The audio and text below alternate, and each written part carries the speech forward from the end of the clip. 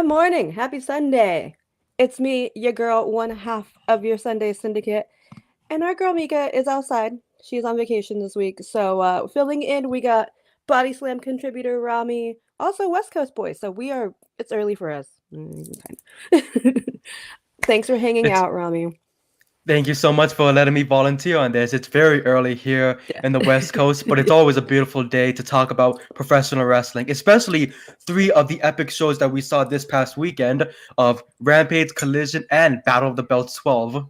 Whew. 12. I can't believe it's Battle of the Belts 12, by the way, because what? How did we get to Feels like 12? we've fast forwarded the last 5 years, 12 Battle of the Belts we've seen. It's amazing. Yeah. I was like, 12? Like, what? Where did I've covered almost all of them? A good chunk of them, and I'm like, wow, 12. Okay. And guys, I sound a little congested. I've been ill, and that is why I could not Wrestle Dream last week, and I'm very upset about it, but we're here. We're doing it for you. And shout out to my Outrunner shirt because it makes me happy. Turbo and Truth are the best. The best. Joseph, it doesn't feel like 12 editions when people stop caring around. You know what? We finally got a surprise. It took us 12 Battle of the Belts to get a surprise. We'll get into it. You know how we do here. Everything's going to be in order. We're going to go back in time. We're going to go to Friday, Rampage. And I got to be at Rampage. I was at the San Jose show this week. Very fun show. Interesting crowd, but neither here nor there. But a long night because Tony also gave us Ring of Honor on Wednesday. So we were tired. Tony's crazy. But we opened up Rampage with Mark Briscoe versus The Butcher. A match for me. These are my boys, Rami. How do you feel about this match? I loved it.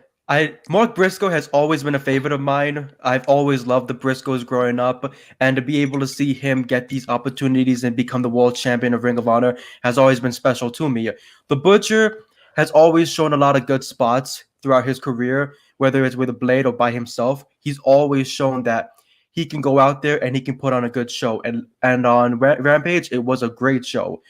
Him and Mark going back and forth, chopping each other, looking like they were about to kill each other throughout the match. And as you know, it was a fun exchange of chops between the two men. Mark always has this never say die attitude with him. Got the enziguri, nailed the forearms. He looked like he was limping a bit after he nailed that enziguri. Looked like he messed up. But that's the thing. Look what he's been dealing with, you know? He's been dealing with Chris Jericho. He's been dealing with the learning tree. He's been dealing with all these people who just want to take the championship off of him or just want to hurt him brutally. And then now he has to deal with this ladder match in the next upcoming week. But he was able to land the Death Valley driver. The jackhammer from the Butcher always impresses me because he does it way better than that other guy who used to do it. Yeah. We're gonna talk about that guy. But the close call, karate chops. We got the froggy splash elbow, and then the 1, 2, 3 winner Mark Briscoe. It was a great opener. This was fun. This woke me up. You know how people leave after Dynamite. And I was like, why are you leaving? It's Mark Briscoe. Like, come on. Like, I might have been the loudest person in my section for Mark because I lost it. And the Butcher. Shout out to the Butcher. It was what I want to see, and just fighting. Hey, Brawling, Randy. fighting, killing each other. Hello, Randy. This is what I wanted. This is how I want to open up a Rampage. We sleep on Rampage, but it's fun. Plus, it helps build him up because we already know that Mark is going to be the absolute favorite heading into this ladder match against Jericho for the World Heavyweight Championship.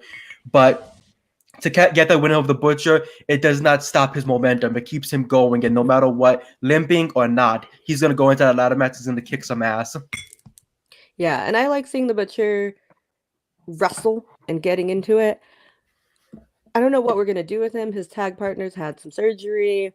Maybe put him, maybe make him be Penelope's like bodyguard. I just thought of this right now. I wouldn't mind that at all. Penelope does need a little bit of a big bad to help her out. Just like how Tony had Luther. Tony Storm had Luther. So we need Penelope to have somebody in her corner so that it could be upper hand for her whenever she goes against those top faces like Jamie Hayter, for example. Yeah, I thought about this right now as we're talking. I was like, where would I put him? Penelope. Exactly.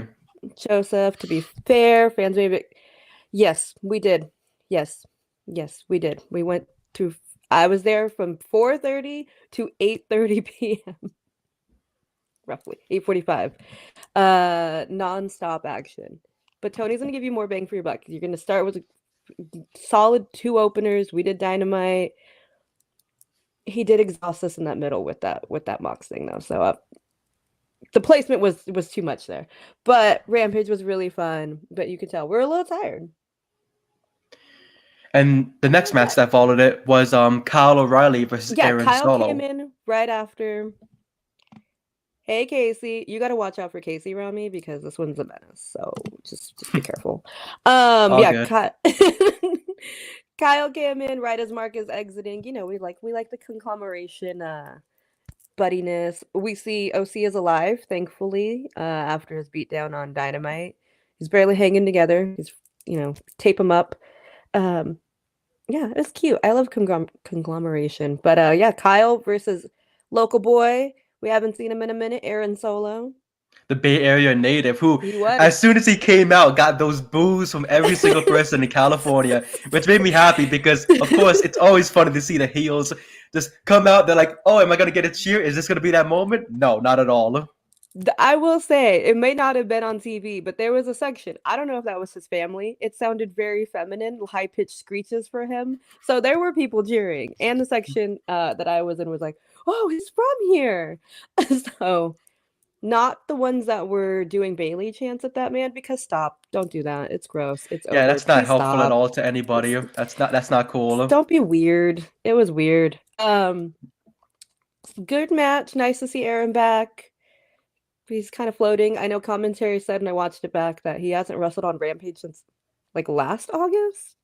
Yeah, it's been a minute since he's been there. It's been quite a minute since I think he was his return that night, and he went against Kyle O'Reilly, who, man, Kyle O'Reilly needed to build himself up, and Kyle O'Reilly needed to show Kazuchika Okada that I am a #1 contender for the Continental Championship. I should be next in line.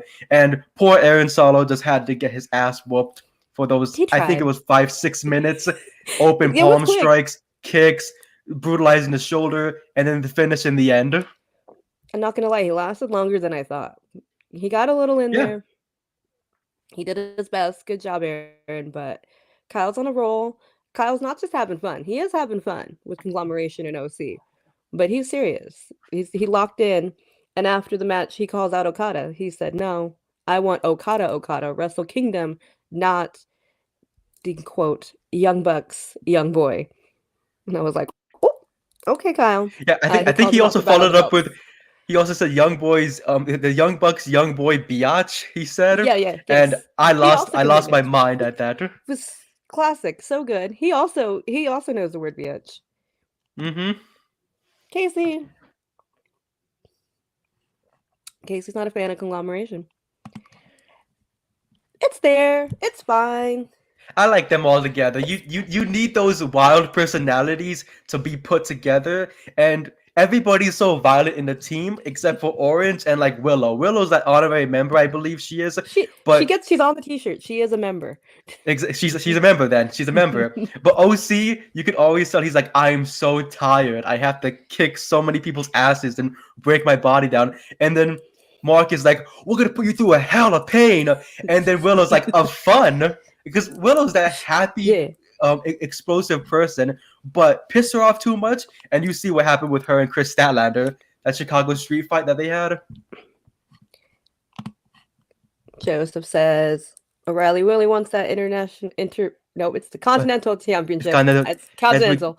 It's too many names. As we get closer to the 2024 tournament, wonder if Okada vs. O'Reilly is the last defense before the tournament. I don't know. When is the tournament? It's usually it's been one time. Wasn't it like December-ish? So we might be getting after Full Gear probably, or heading into Full Gear. I think we should get maybe 2, maybe 3 more defenses, if anything. It depends really on who the contender is rising up after Kyle O'Reilly gets his shot, when we talk about that in a few. The next match was... we did get a Jamie Hayter promo. Yes, Jamie Hayter promo. Just loved it. Renee asked about Penelope returning. Jamie says the women here are backstabbing bitches. everyone's favorite word in AEW is bitches. Love that for Hmm. them. She's here to get her title back, right some wrongs.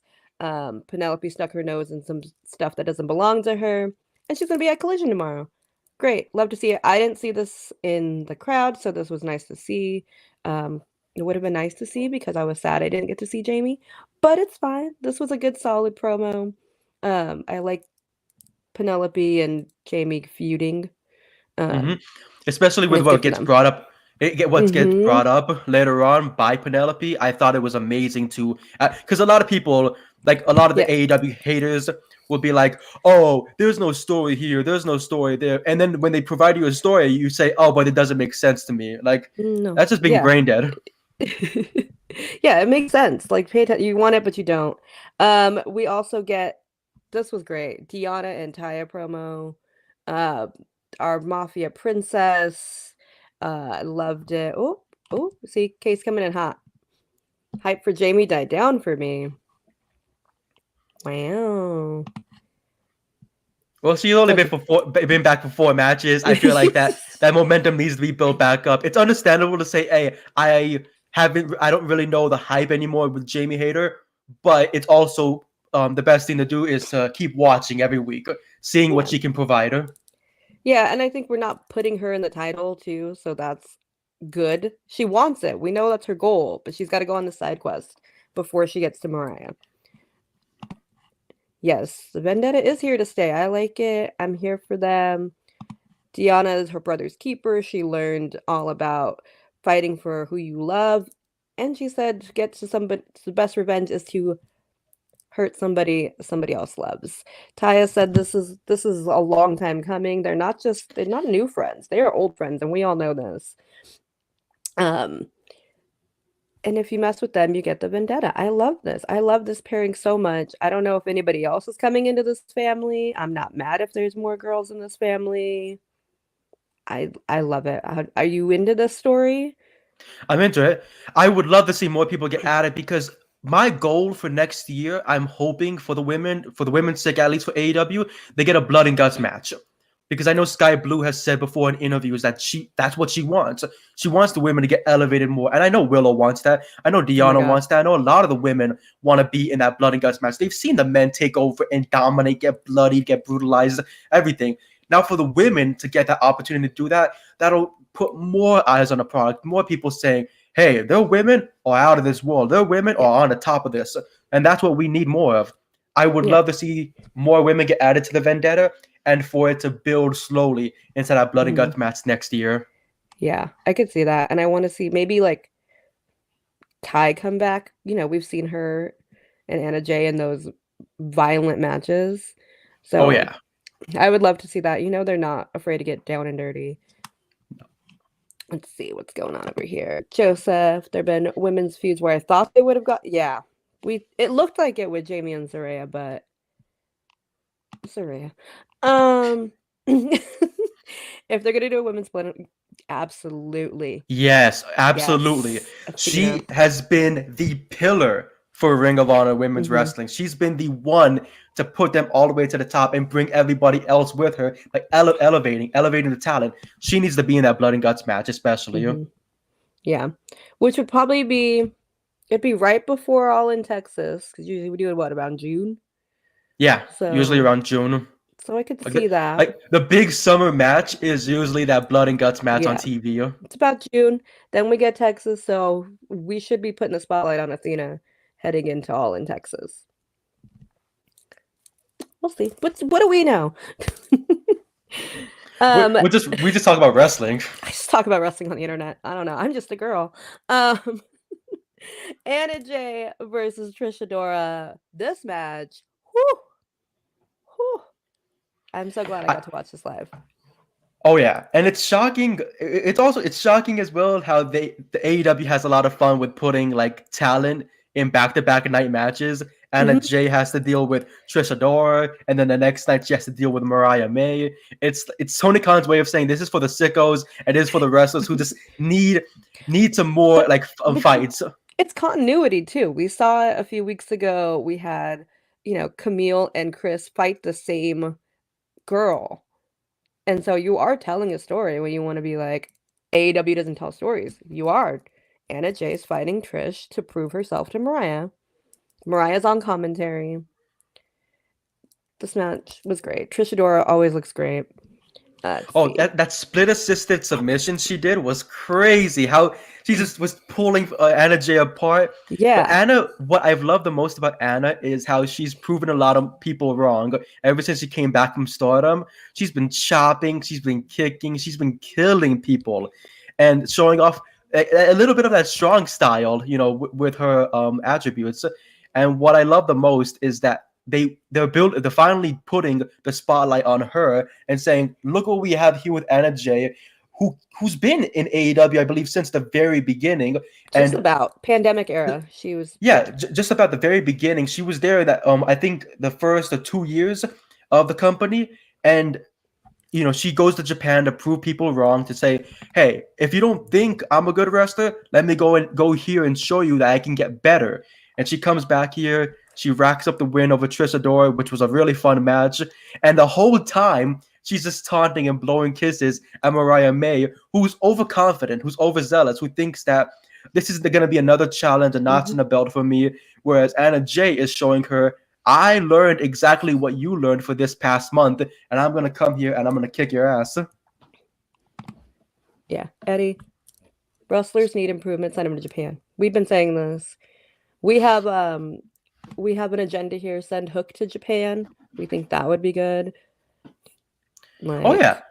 It would also expand them more, because I know people, when they love this, when they see him, they think suplex, choke, and then the match is over. But he's been able to show himself off in the last 6 months. But what I think that's the best agenda to have is to send him to Japan, and to allow him to open up more, allow him to fight all the best wrestlers there, and show himself. Even if he gambles a loss, maybe 2-3 losses or whatever, that's not bad at all. He's still young. He's still unique, and you can still build him up to be even better. Not even say better than his father, because him and his father, I feel like, are both that unique talent, but they're also very different as well. Because with Taz, he would kill people on the apron, on the outside, through steel, through wood, everything with the ECW style. Hook has that ECW style with him when it comes to AEW, when the FCW championship was alive. Now that it's not, you need to build him up for the next championship. Is it the Continental Championship? Which would be crazy. Imagine him being the one that beats Okada. I'm not saying that as a bad way, but if he can beat Okada, let him take 2 months off to Japan, come back, and then beat Okada, that would be a massive upset. I see that. And again, Casey Spicy, Anna does not seem that much different in the ring to me.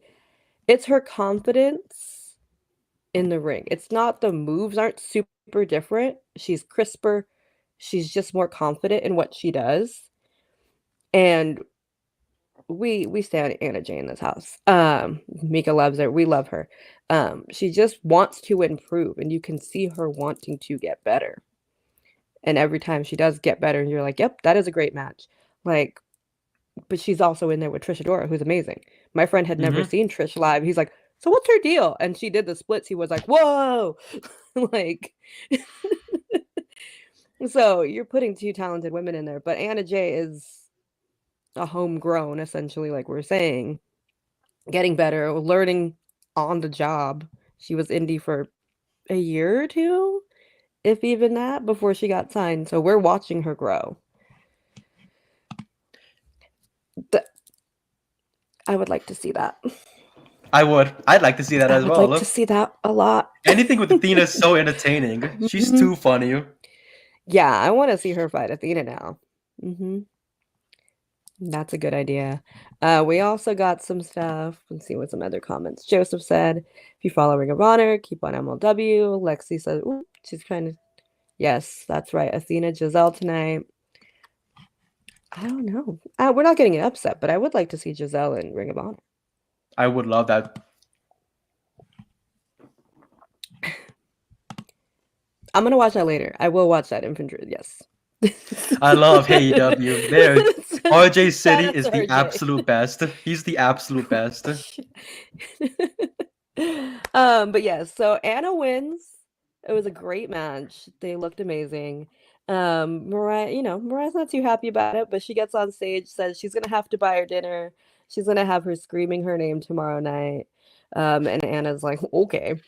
And we get Harley. This is a That was pro Harley Cameron show. it was a funny segment. I love it. Everything she was saying was having me laugh because she knows how to make people smile. Yes. Everything she says, everything she does, even if she's a heel, she was making me laugh the whole entire time. She's the best part of anything. She has been in, we say this every time, she's been in the worst factions, the worst garbage stories, and yet she's been the most entertaining part. Outcast, I don't care about Soraya. Good. I don't care that she's still incapacitated. Great. Goodbye. I don't care. Take your boyfriend with you. But Harley is a star. Harley says she has a lot to offer. She could sing, she could wrestle, she can do ventriloquism, her little hand. Like, come on. She speaks Chinese. That shocked me. That shocked me the most when she pulled that out. I was like, what is she on Yeah, Duolingo? yeah, really. Right before. Like, this girl is amazing. She's so silly and so entertaining. And another one who just wants to keep going and get better. Joseph, she takes whatever crap they give her and make roses out of it. Exactly. Mm-hmm. She I love it. She makes a garden out of the bullshit they pew on her. She says she is versatile. That was really fun. She will fight Chris Statlander on Collision. Then we get this. This was kind of fun. We got Undisputed Kingdom, Shane Taylor Promotions, and Gates of Agony in little mini promos ahead of their triple threat that will happen this week on Rampage. And I think I was most impressed with Gates of Agony. You know, I mean, Yeah, I'm not impressed ever by them, but that promo was great. they are so entertaining. The first time I saw them, I believe it was last year when I first saw them wrestle. I think it was part of one of the pre-shows, and I was shocked at how talented they are. And I'm not saying like, oh, I thought when I went into it they're gonna be this horrible tag team. No, you always need that first impression and look good. And if it doesn't look good, you're gonna continue to watch them to see what they can bring out. Undisputed Kingdom, love the yelling from Roddy, but they are looking for. They said they are looking for a change. The Shane Taylor promotions are looking for a win, Yeah. and Gates of Agony are looking for control. They're looking to find themselves again because look at what everybody has done to them. Every single person who's become a singles champion has left them. They're Why? gone. Brian It's the Cage Gates. randomly is in the Don Callis family. Yeah. Swerve Strickland wins the world championship. Goodbye. He dips. And everybody else wins the championship. They dip. It's like, but it's the Gates of Agony here. If Yeah. I was a world champion or any type of champion, I'm having the Gates of Agony in my corner. They're going to kick my Absolutely. opponent's ass as soon as I throw him out over the ropes and I distract the referee, and then I get that easy win over them. Like, that's what you needed the most. But Gates of Agony are supposed to be tag team kings, in my opinion, for Ring of Honor. And I hope that they get built up throughout the AEW scene and they show the world that we can be the next champions. Because I know that, of course, the Young Bucks are still going to be running their program with Private Party, which is great to me. But when if let's say Private Party does finally win these championships, they pull off the big upset, what's next? I think what's next for them should be the Gates of Agony. You bring a fresh face to the AEW pay-per-view scene, and you have Private Party against Gates of Agony, that'll have more people talking because people are going to complain if you give the Young Bucks a third match. Now it's the Private Party as champions. They defend it against the Young Bucks, which would be cool. I don't mind that at all. But when you need that next chapter, you need that new place, you have the Gates of Agony filling in for them. Huh? Yeah, I like that. And it's also like the size difference. They'll be like, it's completely different than the Bucks. Big beefy men against the high-flying Private Party.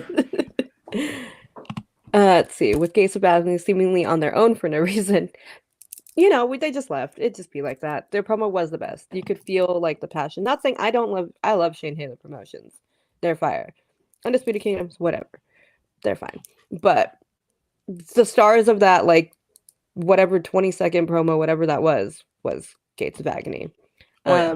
Casey, I'm going to put you in timeout because that is disgusting. You're crazy. Crazy timeout. Casey over here. Yeah, I told you. We got to watch out for that one. It might get worse later. Our main event, Private Party. MXM Collection. What a main event. Again, a match for me, my boys. I saw MXM Collection. No one, I can't tell me anything. I was very happy. I left that building very happy. I saw my boys. Great, fun. Very fun match. And the more and more I see Isaiah Cassidy pull out that rope assisted stunner is the best thing ever. Every time I see it, I'm just like, wow, he just did that. And Yeah. and every time I see it, it's like for the first time again, over and over and over. It could be a loop, and I'll be like, Yeah. wow, every single time. How do you But do that? How do you pull the these things off? MXM collection is one of my favorite things going. Ever since they got their release, I've been the happiest person because God bless them for getting that release. They've been so much fun around the world. They've been doing so many things with different wrestlers, no matter the promotion. And the one thing I loved the most was last week. I believe it was last week in the pay-per-view when they brought out Rico. Rico's the best. Rico's the best. I loved it. He should have got Billy and Chuck married. That would have been a perfect moment for SmackDown. Oh my God. But it was so much fun to see him come out, to have that moment with the Acclaim, the Famous Sir. Everything was great. And then the next week, you get this match with Private Party, another young tag team who just wants to move through the rankings and wants to prove themselves once again that they should be the number one contenders for the Young Bucks. And it was a fun match. From start to finish, we always get those fun matches, especially from these two. They had the best chemistry possible. Oh yeah. From the posing. One of my favorite things was Mason Madden went in the corner when he kept chopping him up and up and up. I downloaded that video because it was so funny because I thought in my head, it's like, you know, like how people when they have the birthdays, right? And they have like those like people punch them in the shoulder or whatever.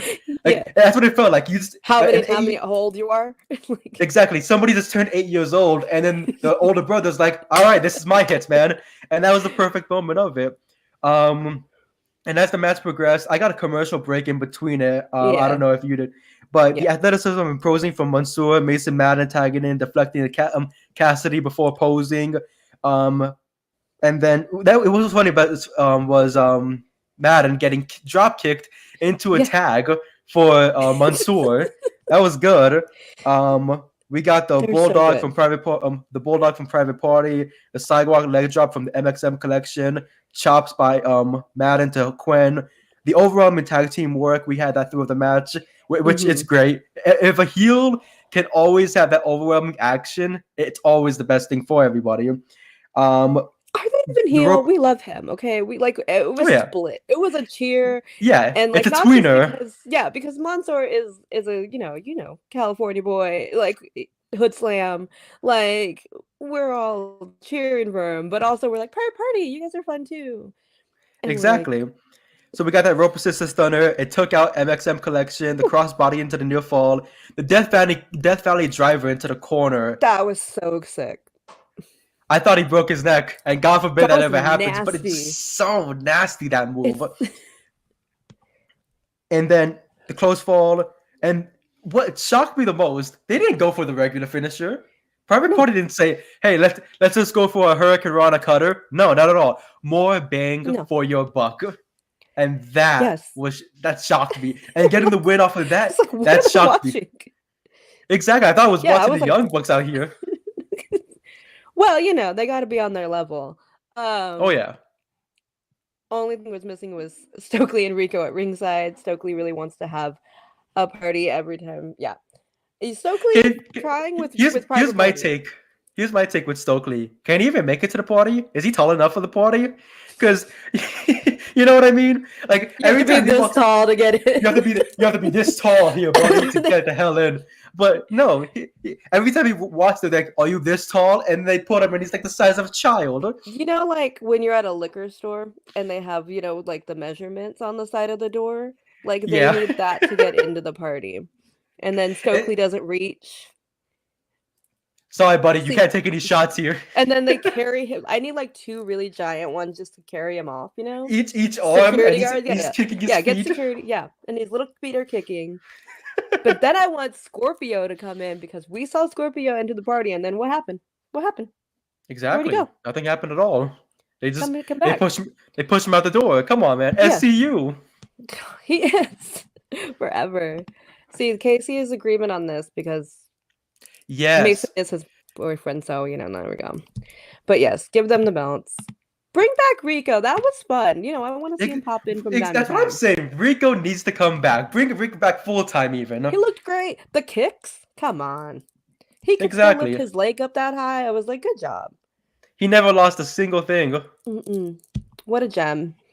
Like him and Billy, I was like, is this 2004? It's 2024. Right? Like, what year am I watching?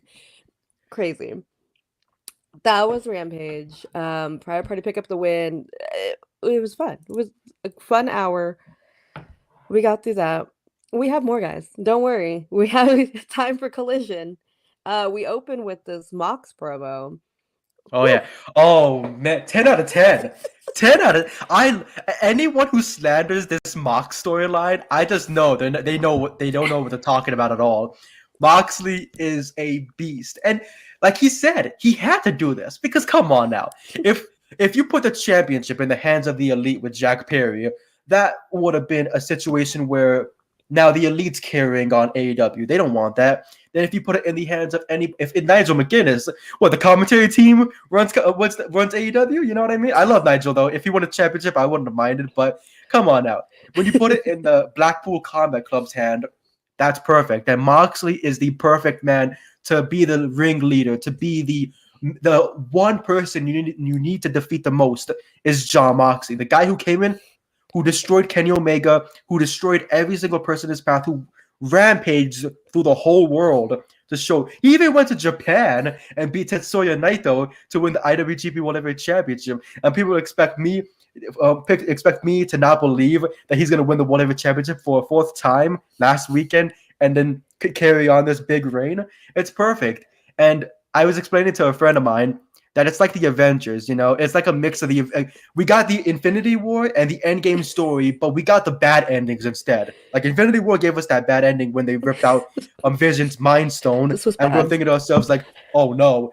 But then it's like we got the Endgame and we got that snap from Brian, and he's thinking, oh, it's over, right? No, and then Thanos rips off his Tony Stark's head, let's say, and that's what happened. Jon Moxley ripped off the head of the American Dragon and showed, I'm the leader. And that's the thing. In the big story, you're supposed to kill the dragon, and save the princess and do all these things. He didn't save any princess. He just killed the dragon that everybody loves and then walked away with the gold. Dragon. I'm still salty Brie Bella didn't show up, but whatever. Oh, that was an emotional scene. Her crying with everybody else crying. I would have been crying. And then Marina should have took her out because could you imagine Brian and Brie laid out? Oh, it would have been even worse. Could you imagine that photo? Getty Images snapping that photo of that scene, that massacre of the Blackpool Combat Club. You're crazy. And then You're Marina's crazy. Holding her in the back, and he has the bag over his head. He's a sicko. Exactly. Like I'm surprised. Exactly. I guess she got things going on, whatever. But Joseph, to be fair, every time AEW has been in a bind, who do they go to bail them out? Jon Moxley. He has 4 reigns. CM Punk 2 reigns. Yeah, we don't talk about the other belt. And everyone else run 1 reign. There were no neon lights or Nobel Prizes whenever that feud was happening. Yeah, give this man a vacation. He had a little bit. He was gone for a minute. He was gone for like a couple of weeks, and then he was like, okay, I don't like what's going on. I'm going to kill my best friend. Like, what? Well, John claims he doesn't want the title, yet he is in his 4th reign. It's not that he doesn't want the championship. It's just that he doesn't want anybody else having the championship because, like you said, this is becoming too much of a sports entertainment field. We need to get back to our roots, what AEW was built upon. I have questions. He's like, this title, is everything wrong with it? It is diamonds and gold. Well, why did the Trios Championship? Why is that okay? Why do they get to hold gold? What, Mox? Why is that okay? Like why is he controlling the trio scene now too? Like every scene he's gonna control. But he's like, I don't want this belt. It's bad. But they can have this and defend it. What? I was so confused. It doesn't make a lot of sense. Exactly. Yeah, that briefcase. First, I went from a traveling bag to a briefcase. It's like a Money in the Bank. Does he cash in the championship for another championship? It's like Plan B from TNA, or Plan C. Sorry about that. I think they could all hold their own suitcases because, again, titles don't mean anything. Then why are you trio champions? Why do you care? I'm just saying, Mox, just pick and choose. I guess because He's you're the very main indecisive. guy. I think he needs some therapy, you know, get those feelings Well, out. well, every man in AEW and Does need man some in general, therapy. they all need therapy. We all Everyone need turned in their therapy. best friends. We've been trying to get a better help code here. So if anybody could help us out, yes, exactly. Yes, I agree. I agree. 10 out of 10. That's the best. Yeah. Tony, just buy him like his own condo because we know he doesn't want to go home. You don't have to go home, but you go to your own place, go to your own condo, away from her. Just go away for a little bit. Make Yeah, us miss Terrifier you. 3 was even Terrifier 3 wasn't enough to take away Chris Jericho. We need to permanently take away Chris Jericho. Please stop. I'm sick of this man. We are sick of it. And not in a fun way. I'm sick of seeing his face. This is not for the Anyways. sickos. No, But the opening not that match, sick. what an opening Ricochet. match we had. Ricochet, AR Fox, two men who were 4-4 against each other heading into this match. The last time they saw each other was 2014, and Jeez. we got a banger. We got a banger between these two. At one point, I thought to myself when I'm watching it, can Rico beat him? Can Ricochet beat AR Fox? Because it got to a point where AR Fox was just getting the upper hand and just dominating the scene. Rope assisted chops, rope assisted stunners, everything we were getting from the ropes. And then we get the 450. I think to myself, is this the upset? Is this the moment? And that 2.9 call, that was perfect. Barely. I need these two again in the match. If Tony Khan can book them every 2 months, I don't mind that. Rack up Ricochet's wins, rack up AR Fox's wins, bring them back in. AR Fox needs more appearances on AEW TV. Yeah. I don't care what anybody says. Yeah, he's great. Like, what if we put him in the Continental Classic? Put these two in a Continental Classic opening match. Just to Exactly. AR some momentum. Because we saw what Brody King did in the Continental Classic last year. Killed it. He bodied even he beat the champion, Eddie Kingston. He destroyed them all. But when it came to the end, I'm not saying this is AEW's fault, but it feels like there's a lot of things going on within the whole storylines and everything mixed up. Because when Brody's done with a singles action, he's like, I got my best friends Malachi and Buddy right here. I'm going to go back be with them. But then we saw the match with him and Darby Allin last weekend, and then we see them in trio action this weekend. Yeah. And it's what I need the most is for Brody to just be a single star. Because Malachi and Buddy, they're fun. I don't have anything against the House of Black whatsoever. Exactly. Tag team champions, those two, that's perfect to me. But when it comes to Brody, he's too much of a behemoth to keep in trios action. Look at Brian Cage. Too much of a star. Exactly. Like, that is a star. Brody. Brody is unofficial leader of House of Black, and we say this all the time. Sorry, Malachi. It's true. I don't think Malachi is going to turn to.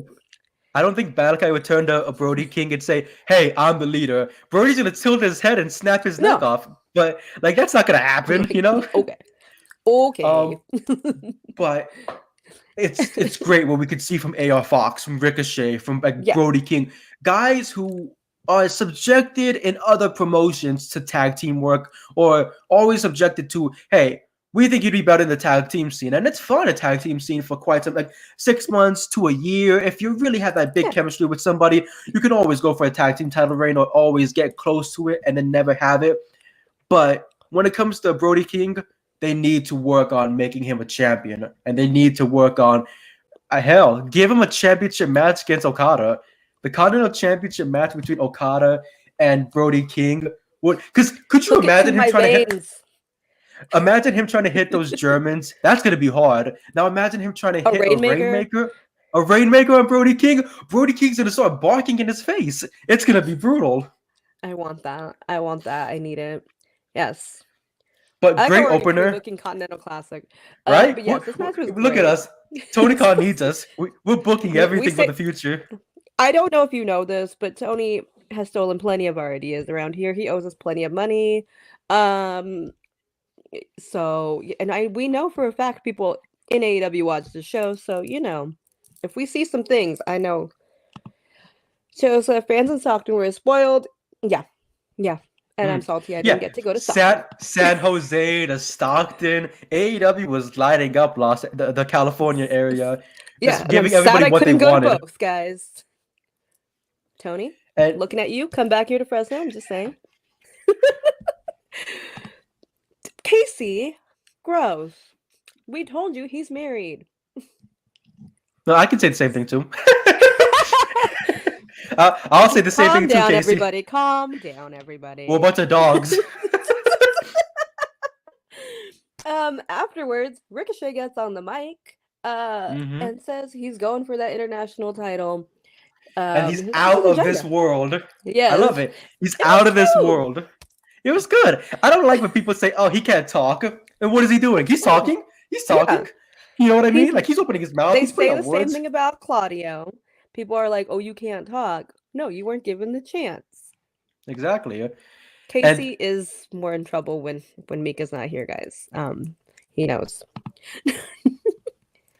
But it was a good promo, and it was good to build it up because while Ospreay is out for the next, I would say maybe 2-3 weeks or so, dealing with his neck after Kyle Fletcher's brutal betrayal, Ricochet is the perfect man to step in and say, Takeshita, you never pinned me. You hit me with that bastard driver through that table outside, which was nasty.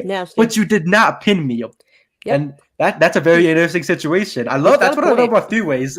3-ways are the perfect thing because you can pin the champion with that contender who never got pinned yet. Now he's 5-0. He's 5-0. We got 2 stories out of this. Exactly. It's perfect. Kyle's over there with Will. We got Ricochet and Takeshita. I like that. You know, I'm not Takeshi's not losing, obviously. Exactly. And then they can switch it up. They could have Ricochet on Kyle Fletcher because Kyle Fletcher's going to get involved with that match. Guaranteed of it. Don Callis is going to throw him the screwdriver and say, hurt him. And then Will Ospreay is going to want Takeshita, and then he's going to want Kyle Fletcher as well. He wants them both. He wants his championship back, and he wants revenge on his good friends. What a terrible friend. Thought they were good friends. Everyone's a bad friend in AEW. It seriously seems like they have trust issues galore. They need therapy and they need to hug it out. It's truly. Don Callis has 2 pieces of gold in his hands. He won't let one or both go. Nope, he won't. Not at all. And he wants more. He should get more. He's Don Callis. Exactly. We get the crew needs more gold. That's what we need. Takeshi's really holding it down for the handsome in that group, though. Oof. Oof. Everyone busted. Anywho's, Private Party, Daniel Garcia, they're backstage. They won't let BCC take over AEW. The Bucks have got complacent, and they're going to see him on Wednesday. Pretty much. Yeah. I liked it. Yeah, something good for us. Solid. I like the finally we get them on TV. Because if you're on YouTube, you know they're already friends. Look at the vlogs. You know. The vlogs with wrestlers have always been my favorite thing. Is get that outside life of them, especially Garcia and Cassidy. They're best friends. They're great best friends. I love them. After the seriousness, I want promos that are like their vlog. You know what I mean? Exactly. Like little traveling ones after they're serious, you know. Exactly. Oh, this is about Callis. He is a modern. He should get more. Rami is right. Yeah, I am right. Thank you very much for saying that. But it's true. You're welcome. Exactly. But that's what we need more of. We need more gold. Kyle Fletcher, gold. More gold for Brian Cage, Lance Archer, Takeshita. Everybody get gold. Them all get the gold. But the next match we had was Holly Cameron getting her challenge of Chris Statlander. And Chris Statlander, wow. Like I love her. I love her character. I love her. I love everything about them. Perfect. What she does perfect the most is show everybody that power of hers. She's already powerful enough, and then she shows people how she could just ragdoll the entire roster.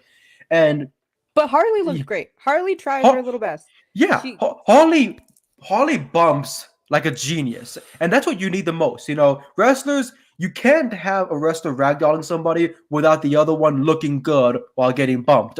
And that's what Holly Cameron has continued to show in the last couple of months.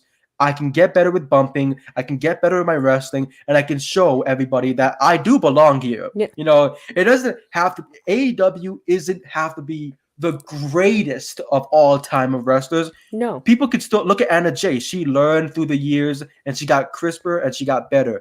Harley Cameron is going to learn through the years, and whatever happens with her happens. And what I most important is allowing her to continue to grow and allowing her to wrestle people like Chris, wrestle people like Anna Jay, allow herself to keep opening up and seeing different styles so that they can allow her to be more on TV and away from the outcasts, because nobody really, I don't think anybody on TV cares about the outcasts or the learning tree. And I say that respect. I say that as a way of, I don't care about the leaders, but Big Bill and Brian Keith are my absolute favorites. See, this is where we draw the line. I don't care about Bill at all. Nope. Boo. Number one Big Bill hater. Boo. But BK, we love Big K. But yes, Harley, we love her. She's growing. I don't need her to be the best. Like you said, not everybody needs to be the best wrestler, but if she can pull out a decent, fun match and look good, TBS title. That's all I want from her. I want her to have a run at the TBS title.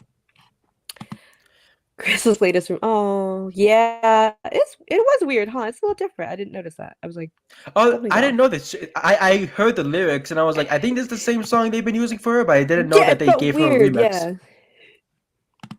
Or Keith, Casey, you were, no, Mika's definitely gone because you know that's her friend.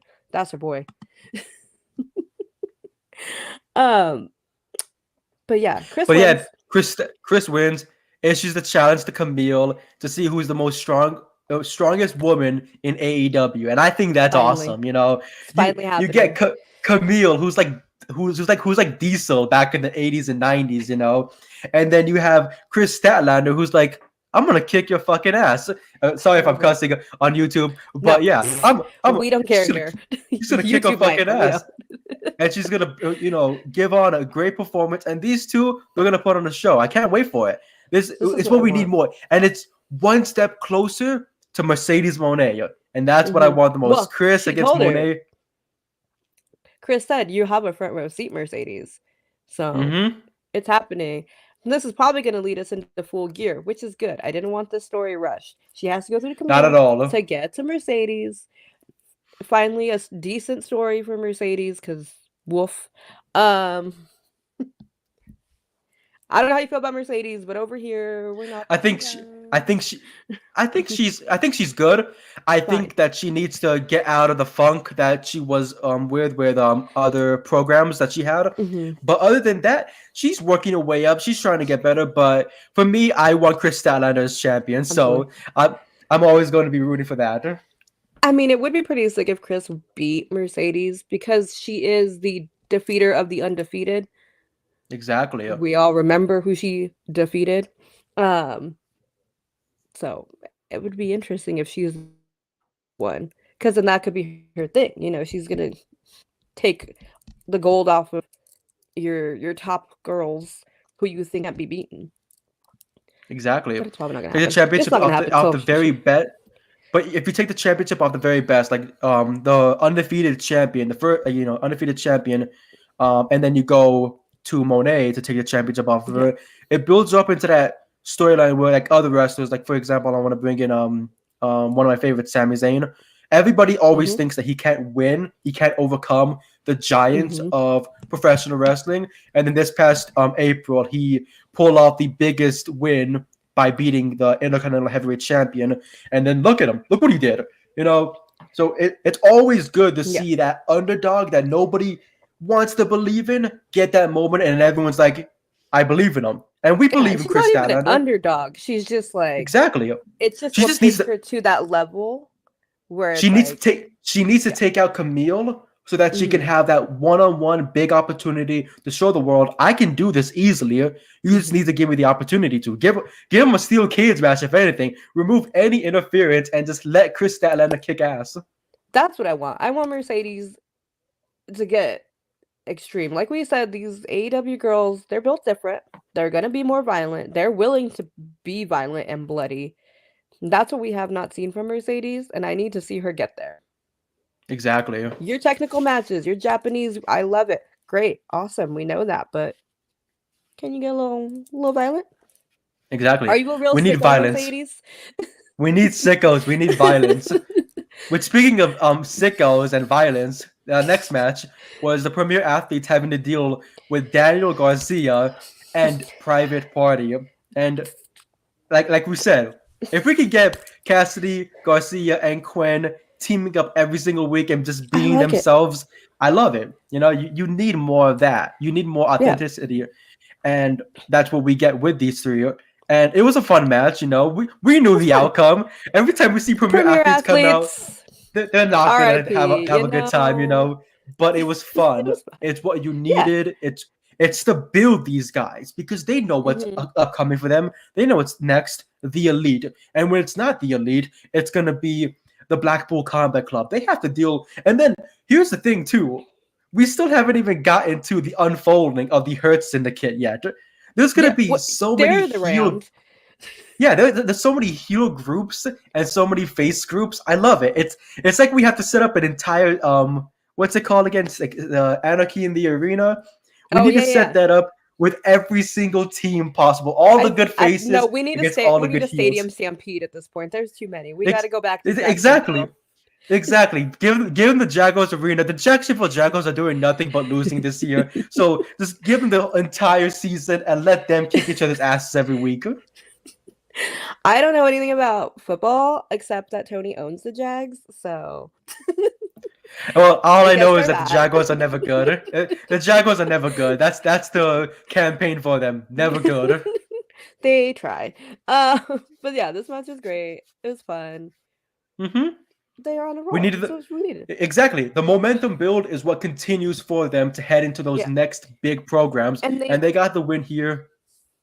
Yeah, I was gonna say they need to be. Oh no, you're good. I was gonna say they need to show that they are a team. Like they've never wrestled as a team before, so they need to be like, how do we wrestle together? Here we go. We're friends. We've had, but how are we? The chemistry needs to be built, and when the chemistry is built, then we get that gin and juice with a win, and then look at those three. Next Wednesday, it's going to be even more exciting. We have a good couple of weeks of AEW Dynamites, and it's all having to do with these stories that have to get put together, and it's a lot of fun. But after that, what a match we got. A 10 out of 10 5-star match between Bulk Bronson of the Iron Challengers versus Orange Cassidy. Wow. I'm so mad. I'm so mad I didn't get to go to Stockton because also I'm a big fan of Iron Savages. I have no shame. Okay, so I think they're amazing. Bulk Bronson's one of my absolute favorites. Love them. It was not the night though. Like OC is just not in the mood. He's grumpy. He's tired. He's been beat up. He was not in the mood. It was poor, R.I.P. Bear. But yeah, I was surprised at how quick this was, but also, yeah, he's not in the mood. OC is upset. OC wins. Orange Punch. That's it. Here we go. 1, 2, 3. I think we're talking longer about this match than it was. The finish, and then we get the yeah, that's it. 1, 2, 3. Jamie Hayter versus Brooke Havoc. Good to see Brooke Havoc. California girl, California, you know. Brooke is one of my favorites. Great. Brooke is one of my favorites. Emo Night is so much fun, and the way that she carries herself, she's a lot of. She's a great worker. She's always building herself up. She's still young. She's still gonna get there. Whether the Fed signs her, whether the elite sign her, whichever way, she's gonna show the world that she belongs in professional wrestling. But this match was a lot of fun. You need Jamie to build that momentum up, and someone like Brooke can work well. And that's what this match needed. Jamie needed to show off that power to bring. It's the 4th match back in AEW since her injury that left her out for over a year. So when you get her back into the system and you make her work, and you have these amazing young talent from around the world come in and try to take down the top dog that is Jamie Hayter, it's a lot of fun to see her get that win and continue to show everybody that I'm going to be next in line for a championship. I just have to rack my wins up, but when the time comes, I'm going to kick everybody's ass. Yeah, she's like, remember who I am. I am Jamie freaking Hayter.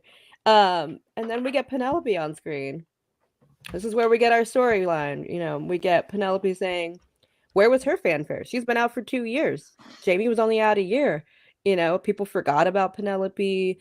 Who was her tag partner her last match? Jamie. Jamie didn't bother to call her in the 2 years. And now she's getting all this. Everyone's like, oh my God, Jamie's back. But what about Penelope? And she's not going to let people forget who Penelope Ford is, which is good because we missed her so much. Love Penelope. I'm excited.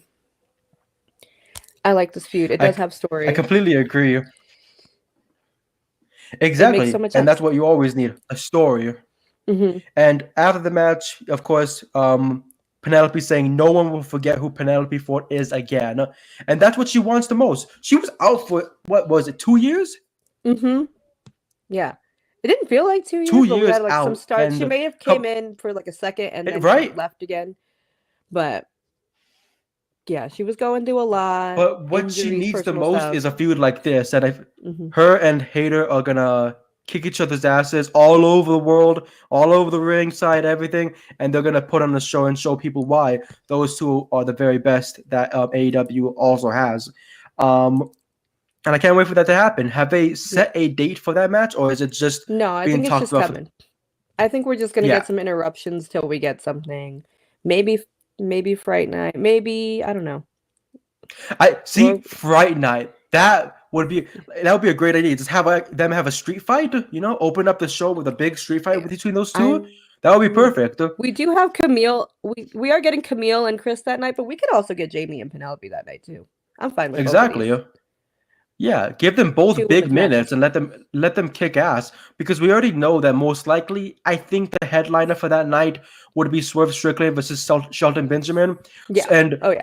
whichever big surprise happens on the eve of Halloween, I know that they're gonna want to build that matchup purely off of Swerve's big match back and Shelton Benjamin's second match in AEW, which I love the most. I love Shelty B. If nobody likes Shelton Benjamin, I don't believe you. He should have been a world champion in his early 2000s Amazing. run. But and now they said he was 49 or something. He's 49 years old. I looked it up when I was in the building because I said, how is this man 49 years old? And he is bigger than I remember. Yeah. How? Like, and he's doing things I don't even know. He doesn't look a day over 25. He literally looks like he's still in 2004 again, kicking ass, showing people who he is, and reminding the world that Shelton Benjamin is the gold standard. Give me that. Give me MVP and Nana. Oh, the battle of the managers? Okay, give me it. Nana already teased it. He said he's got the gear ready. Exactly. And MVP, we already know he's already down for a beatdown, so it's gonna be perfect. I can't wait. We need that. We need that match. Well, when you're unproblematic, you age well. Exactly. Look at all the problematic people in this world. They don't age well. They do not age well at all. Everyone looks bad. Why are you saying it then? Why would you don't want MVP and not? No, this is what we're getting. Now we're going to have it even more because you don't want it. Yeah, we're pushing that. We're telling Tony Khan about that. We're putting you as the prime subject. Tony, look at us. Nana, MVP, full gear. Bam. You can put on a 0 hour. I'll take it out of 0 hour, but yes. Exactly. Give me 5 minutes. Give me less than 10. MVP with his cane. Nana would give him some coffee. Like, just simple. Easy. That's all I want. I don't trust that coffee. I haven't had any sips of that coffee, but I don't trust that coffee one bit. Why do you not trust it? I don't know why. I feel like there's something in it. And not something in it like, you're just gonna start doing the... Yeah. But that's the thing. What's in the coffee? You know, it might be coffee grounds, people might say.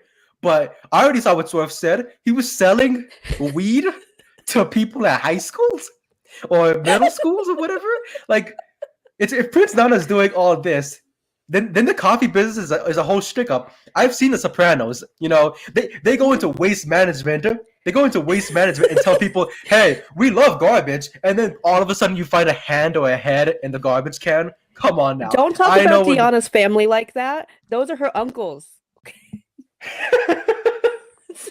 Hey, Tone, where's Chrissy at? You know, but like, You like, know what? If that's in the coffee, that might be okay. That might be a selling point for people. it might be. It might be. You know, people love their oils, the THC or CBD oils or whatever. CBD, you want to And chill? oh, you want some coffee? I got even something better for you. And he hands you the bag. The coffee smells like Nana spinach. He drinks it, and all of a sudden, he's filled with the Holy Spirit doing that dance. We did not get to see the dance, and I'm upset about it.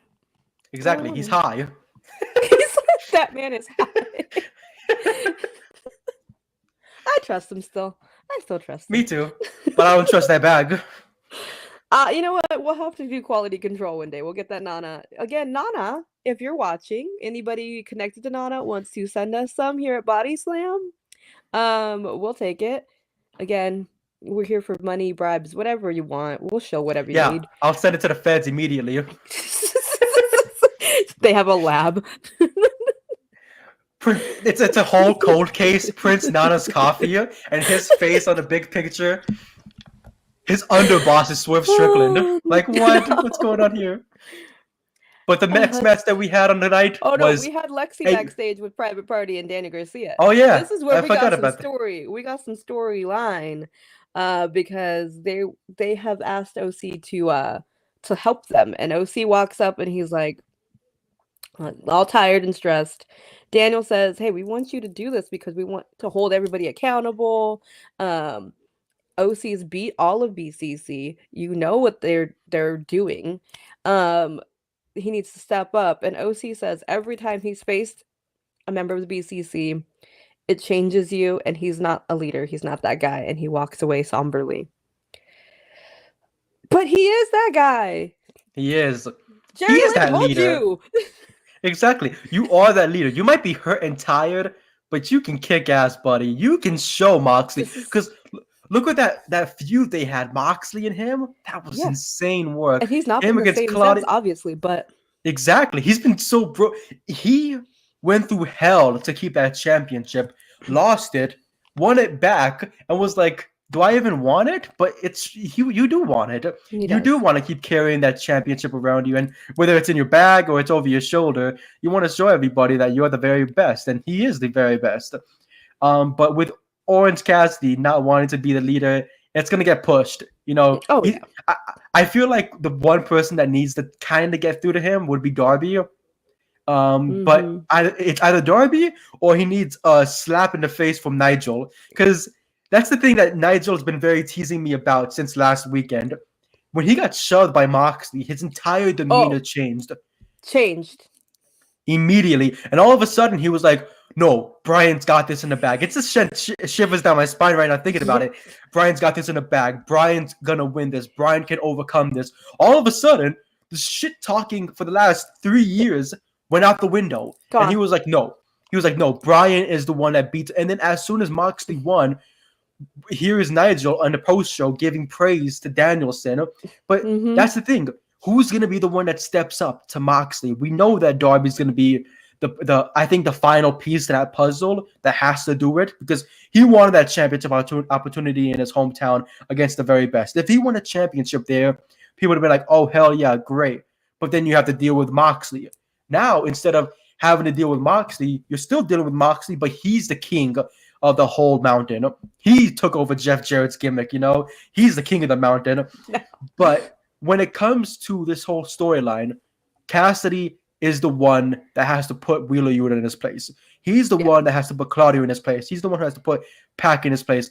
But he can't do that by himself. When he had the best friends with him, look what happened to the best friends. They died. Trent got killed in that parking lot brawl. That's what I need. I need Chuck. Chuck has to be the one to be like, you have to beat Mox. Exactly. See, I died. Right there, Chuck. I need Chuck Taylor to even smack him across the face. Somebody has to smack some sense into Orange Cassidy. Or Trent, which would be wild. But like, we get a Trent pop up. If we get Trent telling him, like, bruh, I went to the dark side, but this is too dark for me. You have to fight Mox. Exactly. Unless he wants to still be in the bottom. Yuta. Exactly. Look at Yuta. He's a monster now. He's a little shit, and I was back on board with him, and now he's murdering people, and I'm back to hating him again. Exactly, but it's perfect, you know. There's so storyline. Every week we get to tune in and be like, what happens next?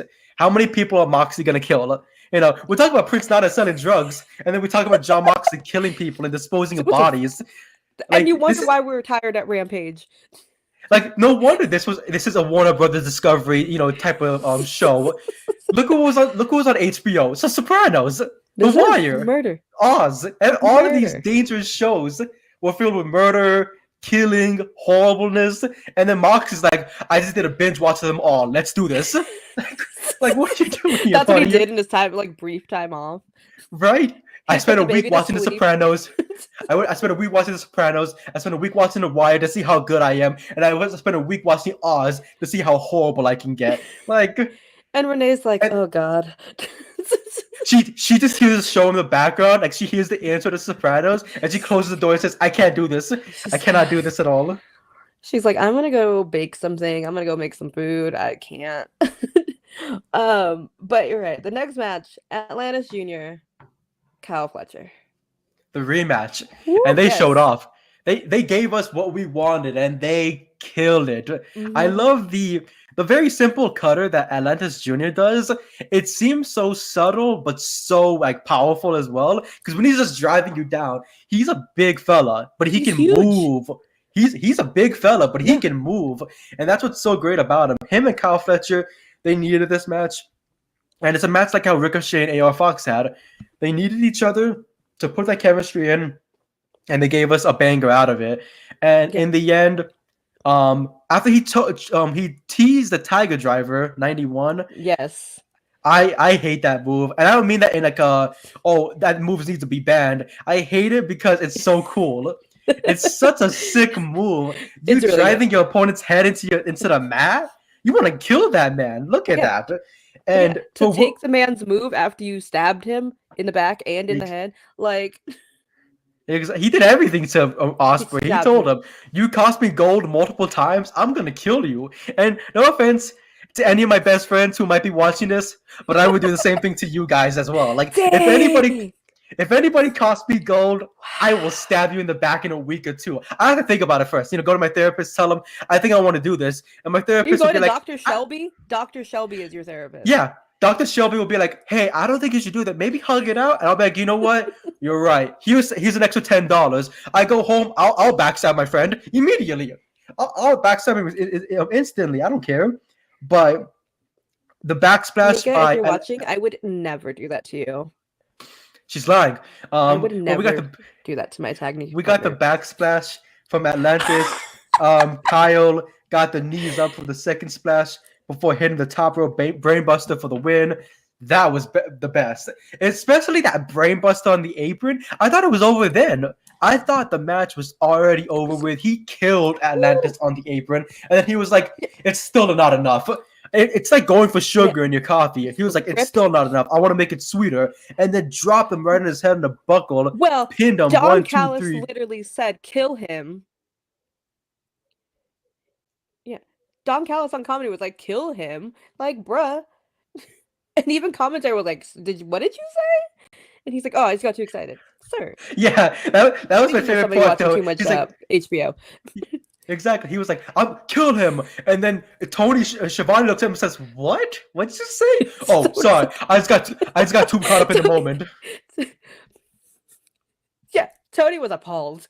He's like, we've seen too much murder. Please, no more. Yeah, Kyle wins. Then Don says Kyle has something to say. We didn't need to hear Don. And then he said he's ready to talk, but not tonight. He's going to say everything he needs to say on Wednesday, because of course. Yeah. Tease the fans. You bought a ticket? Yeah. Talk to me Wednesday. Like, come on.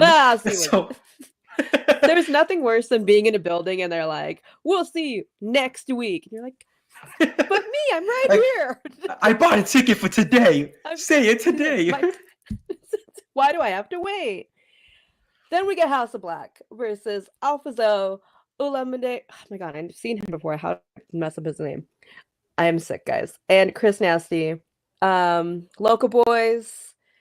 Alphazo, great, like love, but poor boys.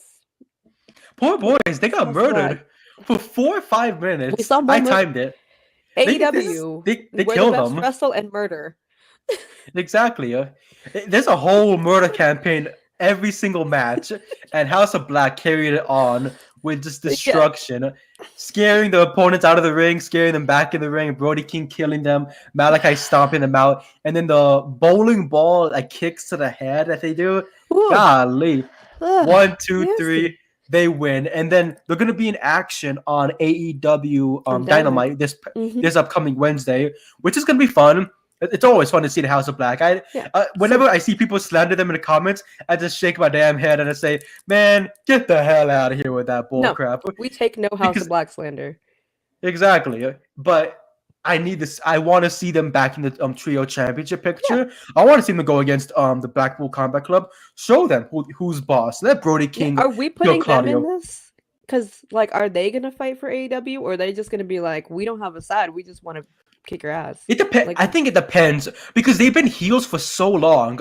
I would not mind if they just decided, fuck it, let's just be some faces for a bit and let's help them out.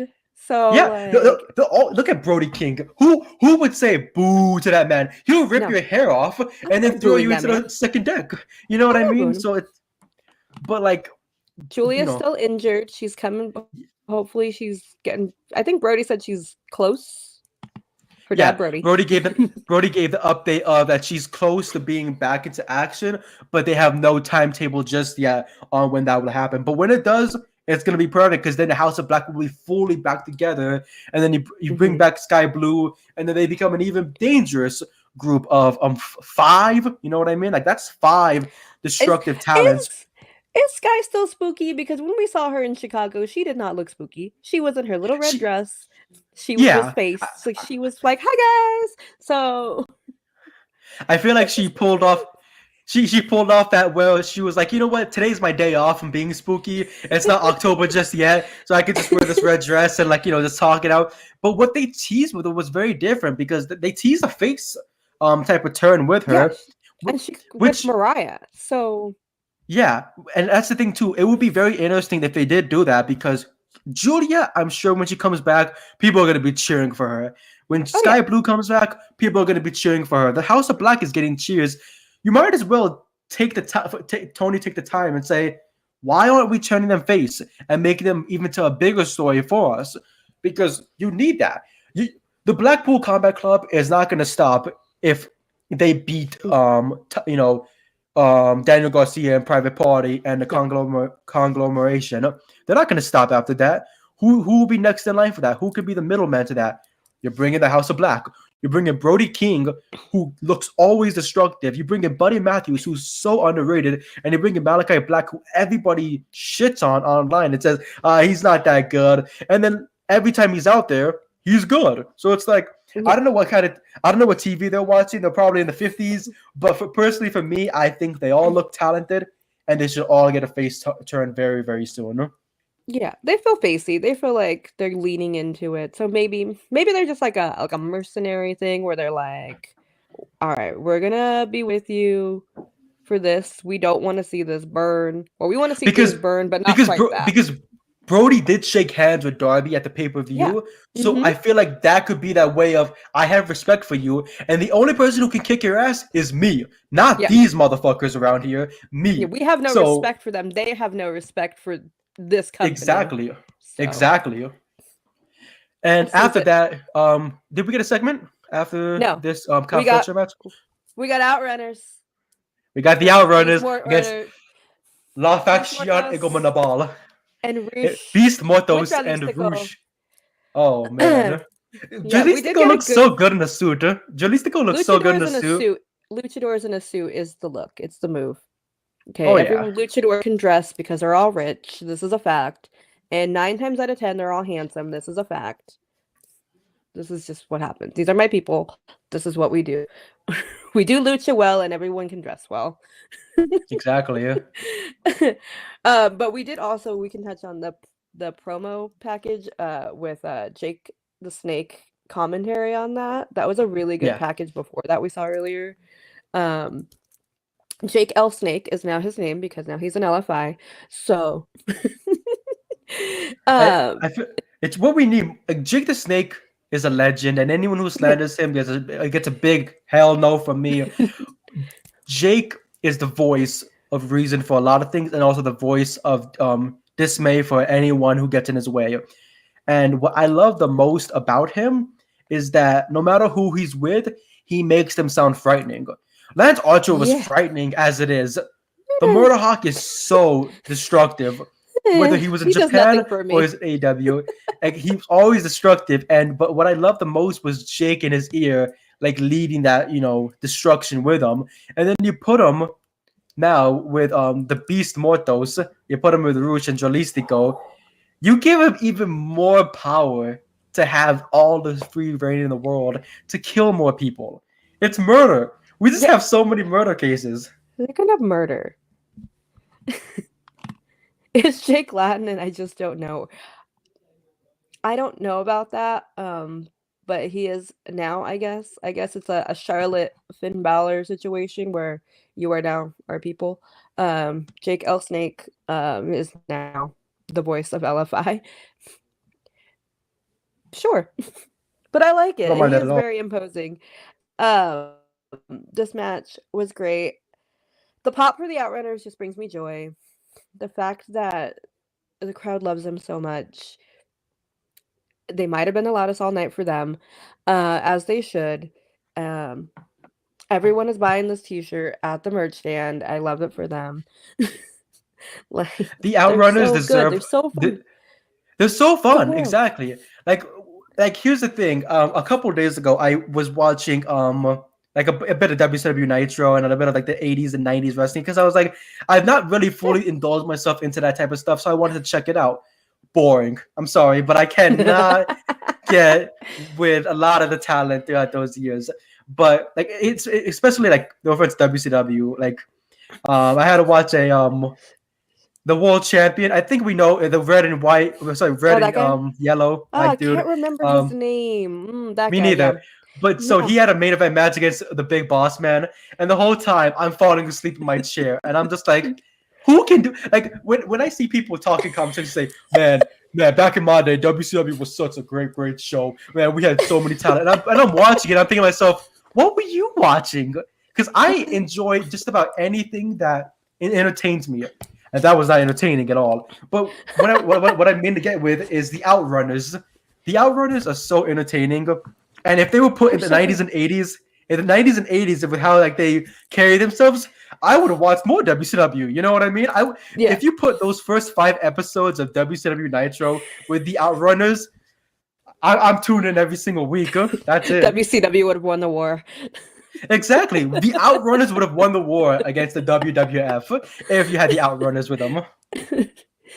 They're so fun. Morthos and Rouge, though, they're intense. Realistic go out Intense there just and crazy. How is scary. Beast Mortos? How is the Beast Mortos able to get over the ropes and just be a high flyer? I'm not even saying that as a mean way. I'm just saying it in the sense he's of so he's big. a beast. He's a He's a beast. big, beefy man. And then when you put him in high flying action, you're just thinking to yourself, is he gonna kill that man? And then he does a flip off of it, and you're just like, he's gonna kill that man. He's like, and he's a when lawyer. He's a lawyer. You don't know about attorney at Raw? Please watch his AEW. Please. Not pissed. You're crazy. Frank Mortis. Attorney at Raw. I'm not kidding. This is not. Somebody back in the comments. Y'all know what I'm talking about. I feel like I'm getting. I swear. I feel like I'm getting ripped, brother. I'm not. I'm not. It is part of his lore. He is a lawyer. Please watch his AEW. It is chef's kiss. I love it. I love LFI. This is what Roosh needed.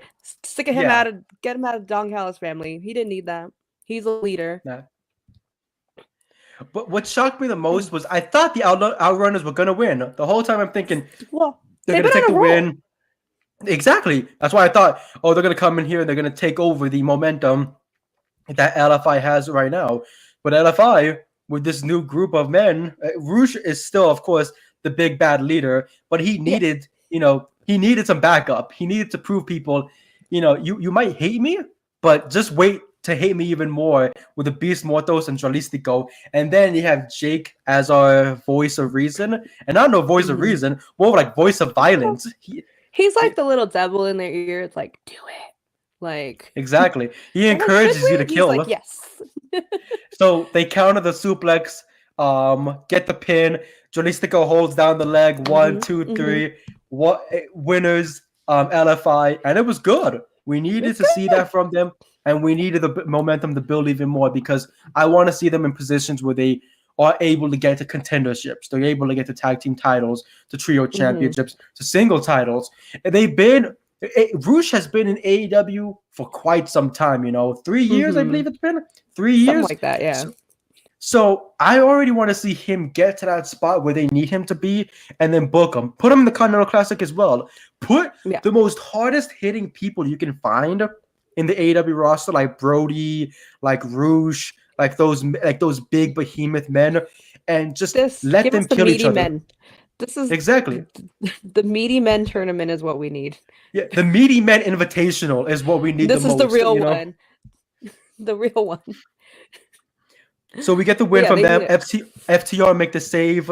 Of course, we most likely will get that 8-man match to fill in those spots. And then after that, we got the main event.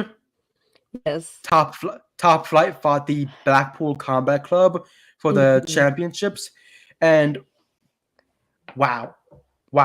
No offense to Top Flight, but damn. That was just brutal. It was rough to watch. We knew how it was going to go, but and not only that, but the way what Moxley did, the way even the Blackpool Combat Club, they're like, we're gonna give you a main event and an opener for the next show because they beat Top Flight's ass.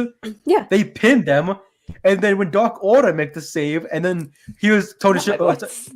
Was it Excalibur or Tony Schiavone who was on commentary? I'm blanking here.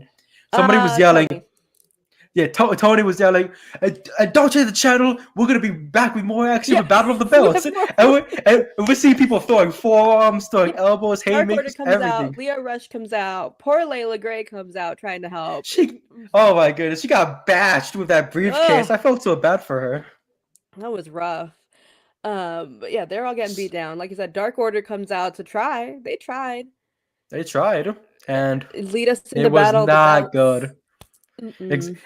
Exactly. Yeah, Moxley was like, "Yeah, they're defending the championships already. Why don't we do double duty?" Sure. It's like he just took out 2 weeks of action for one night only and killed Top Flight and the Dark Order. It was funny, you hate to see it. Not my boys, the Dark Order. It hurts my soul. I love the Dark Order so much. Those are my babies, and to see them get murdered live. And to see them get murdered again hurt my soul. Poor Alex. He has a family. They all have families. Johnny Hungy. Hate it. Johnny got killed too. They put his hand on the steel step and smashed it with that briefcase. I know how briefcases are. Those are heavy. That one looks metal. That looks like an industrial strength, like steel sort of like briefcase. Like, what are they doing? Where did they get that from? And yeah, so poor Johnny has to go defend himself against them for this trios title to open Battle of the Belts. But here's the thing. This was wild. This hurt. Hurt my soul to watch. Here's the thing with Moxley that I want to know. When he goes to places to buy stuff, I wonder what he uses as a description. Is this briefcase strong? You can drop it from a building. It won't even break. Can I bash somebody's head with it? What? What do you mean bash somebody's head with it? What? Can I break somebody's arm with it? It would be very powerful to do that, but I'm not going to do it. But then, I don't think you would want to do that, but it has the effects of it. Good. And then he puts the money on the table and leaves. Like, what?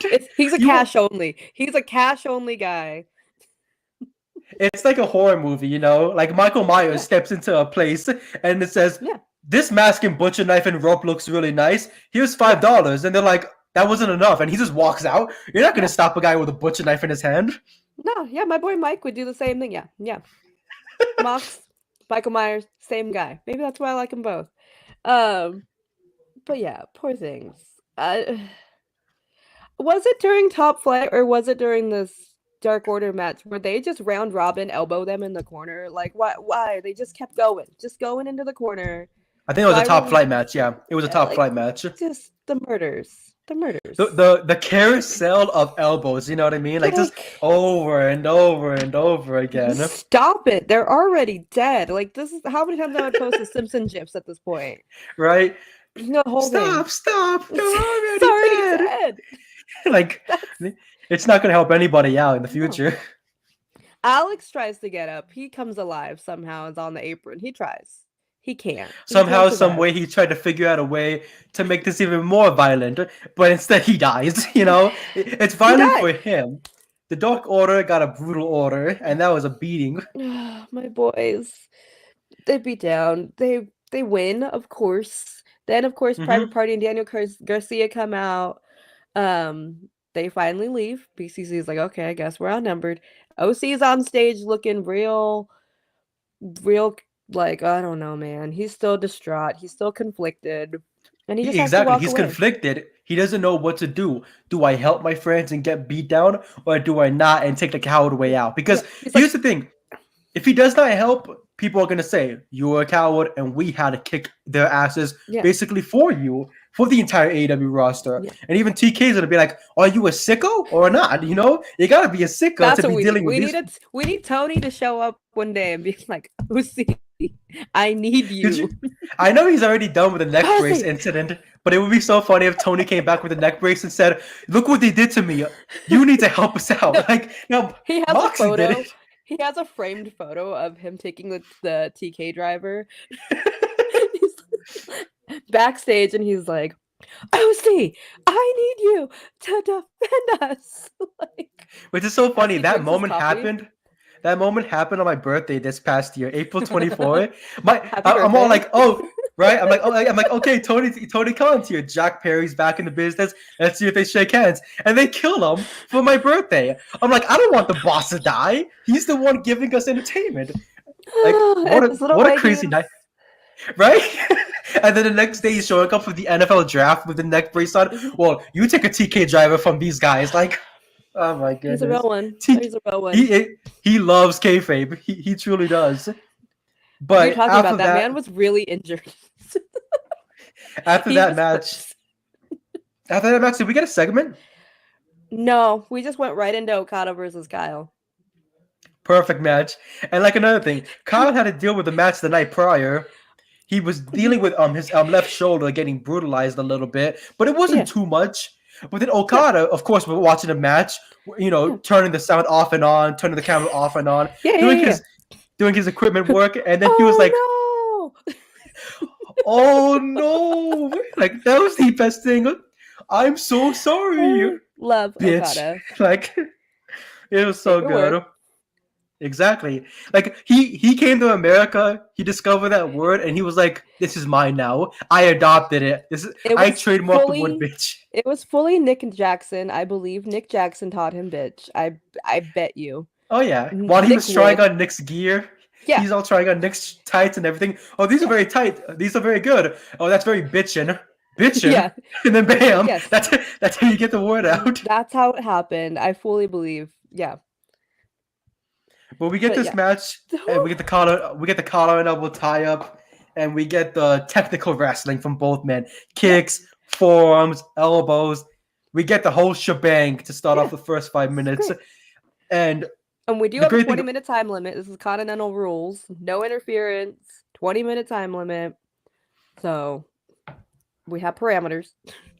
Even though men just died, but they're like, well, we'll give you 20 minutes of action while these guys get put into the hospital. You know, we have ambulances galore coming into the back and taking people out. Just go out there, wrestle for 20. Right? Okada, you good? Fine. Yeah. Kyle, you good? Are they dead? Like he's wondering if they're dead. Oh, see, Okada's like, past him, keep it. Like... Right? But Okada gets back into the action with a flapjack off the ropes. Taunts the crowds while he's putting on a beating on Kyle's left shoulder and neck. Kyle tries to get back into the match, gets taken back out. He gets the upper hand with chops, kicks, and sweeps before he nails a forearm into the corner to Okada. The brutal hammerlock DDT followed it up. Dragon screw on the ropes by Kyle. Stomps on the hard apron. That was sick. How he got Okada stuck on the ropes and stomped him out. That was good. You need it. Okada needs a beating. You know, Okada won't get beat in 20 minutes. No. That's right. They need to make a rule here. Add an extra 10 more minutes. You know, if I have 10 more minutes to beat his ass, I'm going to use that 10 more minutes to kick his ass. We saw that was actually proven with his match with Bryan, where it's like, first 20 minutes, Continental title. After that, it's not on the line. Exactly. And then as soon as that happens, he loses. Yeah. He suffered that first loss there. But now we need him to get that extra 10 more minutes, maybe 5 more minutes, you know? Tony can knock on 5 more minutes, $5 million more dollars onto there. Somebody needs to be like, Kyle needs to be like, Tony, give me 5 more minutes. I know I can beat him. Exactly. 5 more minutes. Go to time limit draws all the time. Exactly. But so I thought, you know, Kyle was getting back into the running, the hammerlock DDT, the stomp onto the hard apron. He prevents himself from getting the tombstone, but Okada comes back with a knee to the back of the neck, then with a back elbow into the corner. He countered the guillotine into a Michinoku driver, which I thought was because we saw the night prior, Kyle got the win off of that. And then I'm thinking here, is he going to submit Okada? Is he going to do it? He swifts him over, drops him with the Michinoku driver, Rainmaker, 1, 2, 3, retains the championship once again. And he just was like, yep, I did that. Like his smile was just like... Exactly. And what's great about it is that he does it without any help. But he proves he can. Exactly. I'm a fighting champion. I did it with and without Gato in New Japan. Yes. I killed everybody there. I can do it here too without the Young Bucks and without Jack Perry in my corner. He's like, what's the internet saying? Oh, I'm not Okada anymore. Bet. Like, and then he showed everybody, oh, I'm Okada. I'm Okada, but even better than before. Because now he in an even bigger spotlight for him. I'm not saying New Japan didn't give him that spotlight, but this spotlight in America always highlights the wrestlers even more because no one's waking up at 2 in the morning or 3 in the morning to watch some wrestling. And I say that respectfully because I used to do that with Wrestle Kingdom and Dominion. And we all, you know, have had those situations where you have to, you know, wake up at 2, 3 in the morning, have an alarm clock set and watch some good old professional wrestling. But with Okada here, he happier, healthier, stronger, better, and funnier. He's having fun. He's having fun. He's having so much fun, exactly. But now, what's the next challenge for him? Who's next? That's going to be the most exciting thing for me to see. Who's next for Okada? I would be fine if Kyle tries it again. Exactly. Keep giving Kyle tries until Kyle's going to keep going. Just like how he had that feud with in NXT with Finn Balor. Every single 2-3 weeks, he went after Finn Balor for the NXT Championship and just kept trying to prove himself until he just couldn't anymore, until Adam Cole betrayed him and kicked his head off. I hope that doesn't happen again. God forbid. Well, Adam said he's like, they're on their own. Kyle's doing his own thing. Kyle's having a good time with conglomeration. Exactly. He's just having fun. But he also wants the Continental title. He wants to be like, I still wrestle good. Then we get the backstage LFI attack hologram. Poor hologram.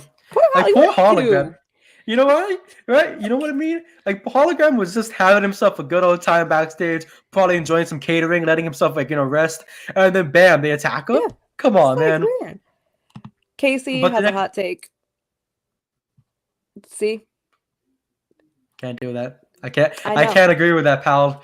But a lot of people feel this way, and I don't understand. And I don't know if it's as were you casually watching Okada before? I don't know. Like I don't know what to do with these people. I feel like Okada's always been great. You know, whatever promotion he goes to, he's just gonna be great. And with AEW, I like the heel run with him because we haven't seen it. I first saw Okada wrestle 10 years ago when Access TV first premiered New Japan Pro Wrestling on there. And the first match I saw was him against Tanahashi, where it was a beautiful match, a tombstone on the ramp and everything. They were just killing each other. And I thought to myself, I'm supposed to be rooting for Tanahashi because he's the face and I always love faces. But Okada's the man right here. Like for the first time ever, I was like, you know what? Maybe the heels are right in this position. 14-year-old me was happy about that. But when we go 10 years later, nothing has changed from him except for his age. He's gotten older. but he's gotten better. He's gotten stronger. He's gotten Yeah. wiser. And that was the last time we saw him as a heel. Then after that, when AJ Styles and the Bullet Club came in, he went to a face run for years as he was fighting the Bullet Club. And he got like for almost 5-6 years. A long time. He was sad Okada. Remember when he had red hair and a balloon and he was sad? I don't think anybody remembers this, but there's a video when he was doing that. He jumped off the top rope. He does a drop kick to the back of Russell's head, and he yells "Scooby Dooby Doo." It's one of the funniest videos ever. He was an absolute genius. He also feuded with somebody who we will not name because we don't need to. But my favorite thing was that he was mentioning the 205 every single time to that person, and then beat them at the event. And it was just like he can be funny, but he's always dangerous. But I think, maybe that's like if I see a psychopath laughing, I'm gonna be like, huh, they probably heard a good joke, and then they go and do something fucking crazy. Come on now, that's a psychopath. He's flipping us off. Like he's just in the middle of the match, like whoop, because he just learned it. Like yeah, he does a taunt and then he flips everybody off. Just kidding. And like, we're nope, like, yes, king. I'm not gonna give you what you want, and we're like, don't give us what we want. Don't give us what we want. Yeah. And I don't know if it's just because I feel like I see this a lot where people are like, Okada doesn't hit in AEW, and I don't know. I feel like a lot of people will say that because it's not in WWE. And I'm not saying that about Casey's comment at all. I'm saying that like, for a majority of comments I've seen, a lot of people will be like, he because he's funny, I don't think he's doing so well at AEW. He looks unhappy because he's laughing, so he's unhappy. Really? Yeah. I thought laughter's the best medicine we needed. You know what I mean? Like all of a sudden, laughing's bad. Maybe they don't know silly Okada. Maybe you don't know how him and the Bucks roll. Like that's them. Look at them backstage when they're doing the vlogs, like the BTE vlogs. Yeah. He was trying on the tights and the gear. BTE without telling me you've never seen BTE. Like, and his best friend Rocky Romero, Will Ospreay's over there. He has all his friends there. Exactly. Oh my goodness, him and Rocky are always so fun. Him, Rocky, Trent, that goes with the greatest with Chaos. Oh my goodness. But the next match we got wasn't really something that we can really go deep on. Archer and Cage get the big not really big, easy win. They get the easy win over some enhancement talent, and then listen, I love Jack Hartwell, but poor Jack Hartwell. Exactly. Why did we this Battle of the Belts? Why are these men on here? I really didn't understand the point. I feel like they were like, oh, we need like a middle match before we get to the main event. Same. I was on TikTok. So John Cruz and Jack Cartwheel just got their asses whooped, pinned, and then that was it for them. It's gonna happen because these enhancement talent when they come in, they're gonna have to take the losses. Brooke Havoc took the loss. Cruz and Cartwheel took the loss. But Joseph, don't tell everybody. But when it comes to the enhancement talent, I do want to see them get signed somewhere where they can, show more of their talents, because we see them on the independent scene. Yeah. We see how much they kick ass. Now, if they get that real opportunity, whether it's Ring of Honor, because Ring of Honor still has a lot of Jack good to them. Has been on Ring of Honor, so I think he's kind of signed. I think this would have been maybe put just Brian Cage out there. He has the Ring of Honor TV title. At least I wouldn't. Him against Cartwheel. Him against Cartwheel for the championship would have been good, and then you pick up that easy win, and then Battle of the Belts makes sense with the title. It's called Battle of the Belts, Eliminator, not Battle of the Matches. Yeah, and then Lance still could have went out with him. Exactly. It would have. What kind of going out with him? Yeah, just hang out, be on the side, whatever. And then squash him. The end. But it made no sense. Exactly. Why are you in a tag team? Why are you both in the Don Callis? Where did Brian Cage come from in this Don Callis family? Sick of that man. It's so funny the trades that happen. It's like, what am I watching? Basketball? Oh, we're trading you for a first round pick and another player and this and that. It's just funny. And we didn't even have any reason. They just showed up on Dynamite and Lance had no braids and Brian was there and we're like, huh? And Kyle's dressed like Ken. I don't know what was going on. He's just Ken. He's just Ken. He lives at the Mojo Doja Casa house. Like, Oh my goodness. so But that happened. Undisputed Kingdom backstage. They're yep. they're upset that Mortis left them. They thought they had a thing going. Now they're like, you're hanging out with LFI, you're beating up Hologram. And like, they're like, what's going on? What could we're not mad, we're just disappointed. I was distracted by Casey's comment because I hate you. I hate you so much, Casey. That's such a crazy ass comment to fucking say. Oh my goodness. Told you. I don't think Casey gets in trouble. Jack does not have a good attitude. Jack is always mopey. Like he's champion. Jack Cartwheel? Jack Cartwheel? No, Jack. Oh, I thought we were talking about he's talking about Jack Perry. Cartwheel. No, he's talking about Jack Cartwheel. Oh my goodness! I said out of Anna J's book and Jack. I was like, Jack Perry? We're talking about? Oh no, we're not talking about Jack Perry. Jack Cartwheel. They're crazy. They're even more crazy. That's crazy ass. Sorry, Jake Cartwheel. Yeah, he's talking about that. It was the gold tights that got him distracted. Anywho's, Undisputed Kingdom, they're a mess. Roddy, a mess. He's very upset, disappointed. If you look at the last 6 months of the roster, the 6 months ago's roster compared to 6 months later's roster, completely changed with a lot of alignments and affiliations and how they're going face to heel. Everything's different, and that's what makes everything better. Because it's like I never thought we'd get undisputed, the undisputed era as Kingdom era. My goodness, did I say era? I might have also said era. I said era. That was my apologies. Undisputed Kingdom. My apologies again. But no, getting them as phases is fun because Taven, shocked me the most a couple of months ago when he had a championship match and he showed himself off. Went through tables, was bleeding. I think he got a bad cut. Mike Bennett, amazing. He gives great advice online, and he's an amazing wrestler when he gets in there. And then Roddy, the messiah of backbreakers.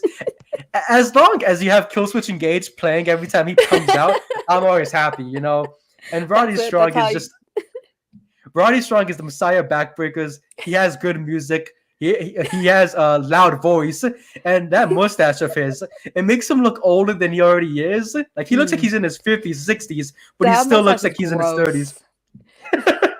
That's gross. But I do love to see them as a face. I do love them as faces, but I do wonder: is Adam still in the kingdom, or is he said no. He said you're on your own, boys. He said that Wednesday. He's like I got to do this on my own.